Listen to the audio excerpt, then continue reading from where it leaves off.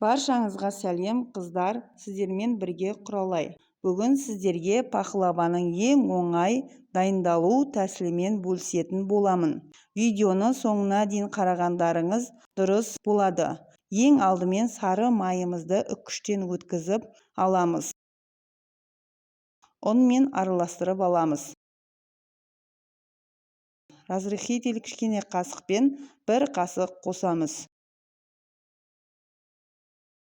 3 жұмыртқаны сарысымен ағын бөліп алып, сарысын қамырға қосамыз. Сосын 100 грамм қаймақ қосып илейміз. Оны салапанға салып қоямыз.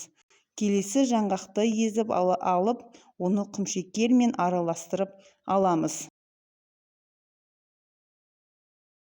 Жаңағы бөліп алған жұмыртқаның ағын қосып араластырып аламыз. Қамырымызды 5-ке бөліп, біртіндеп жайып аламыз.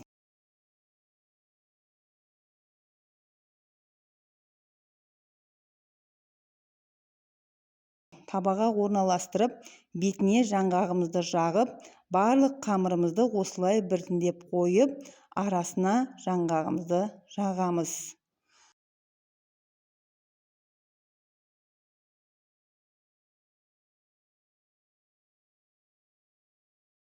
Қамырымыздың шеттерін осылай кішкене орап, қамырдың бетін кішкене ғана баспай кесеміз. Бетіне жұмыртқаны жағып шығамыз.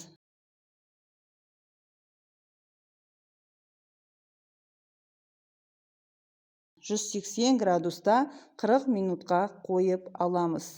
Пештен алған соң бөліктерге бөліп, 100 грамм суға 2 қасық балымызды араластырып, пахлаваның арасына құйып шығамыз.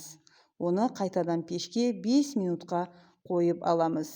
Міне дайын.